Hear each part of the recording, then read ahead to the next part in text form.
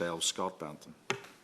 Thank you, Mr Paisley. It's a pleasure to serve under your chairmanship. May I begin by congratulating my honourable friend for South Holland and the Deepings for securing this debate.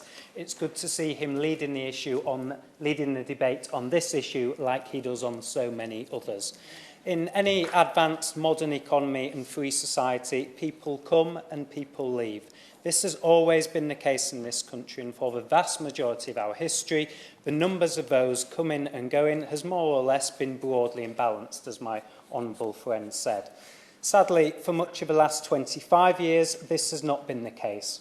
The Blair government famously admitted to sending out search parties in an effort to bring immigrants here and to deliberately engineer mass immigration to change the fabric of our society. And sadly, for all of the promises over the last 13 years, this trend has broadly continued. Last year, a staggering 1.2 million people came to the UK, equivalent to the population of Birmingham or 10 times the population of Blackpool. Net migration totalled 606,000, a colossal number and simply unprecedented in modern times. Although last year's figure was somewhat of an anomaly, the general trend for much of the past 2 decades has been for net migration to be in excess of 250,000, as my honourable friend has said. This is simply not sustainable in any way, shape or form. And it is the British people, those who place their trust in us to control immigration, who are suffering the consequences of this failure. There is much talk at present of a housing crisis, and while supply-side issues such as a lack of planning reform, comparatively low numbers of new builds and the government's ill-advised interventions in the private rented sector have all contributed to this, it is clear that immigration is the elephant in the room.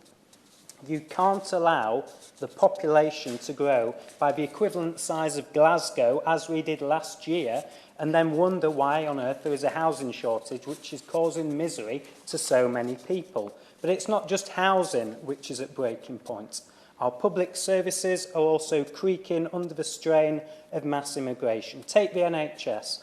Waiting lists are at a record high. Yes, partly as a consequence of the pandemic, but the trend was long in evidence well before then.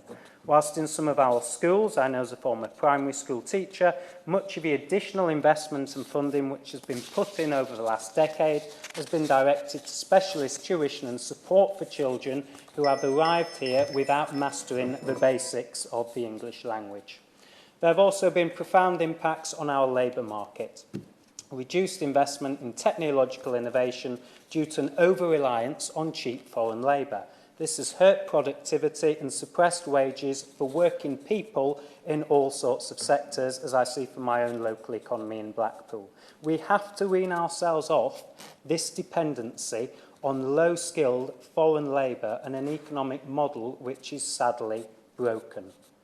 The immense demands placed by such high levels of immigration on housing and our public services are recognised by the British people, who are frankly fed up with the situation. Time after time, they have stated they want less immigration, and time after time, they are left disappointed. The Brexit referendum in 2016 was perhaps the clearest illustration of this, with many voting to leave, myself included, precisely on the basis of the promise to control immigration. And whilst we have ended free movement of people, which is to our credit, it is no good swapping high levels of EU immigration for high levels of migration from the rest of the world. Many of those who voted to leave and indeed supported our party in 2019, many for the first time, partly on the basis of our manifesto pledge to control immigration, understandably feel bitterly disappointed by our inability to control net migration. And frankly, who can blame them? Sustained high levels of immigration has changed the nature of some of our communities forever. And when new arrivals haven't always integrated within those communities, this has on occasion created significant problems. The frustration that so many ordinary people feel is exacerbated by the fact that too few people in the liberal metropolitan political establishment across all political parties are prepared to face up to the consequences of high immigration.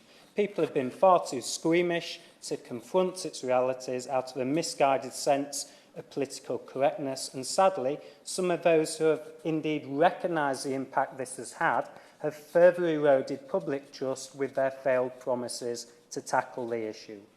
Sadly, our failure to stop the small boats is the most obvious outlet for their anger and frustration at present. We've rightly made stopping the small boats a key priority, and I commend the Minister for leading the way on this. But we will not only be judged on this aim, but also on our promises to reduce net migration. Time and patience of the British people is sadly running out. James Steele.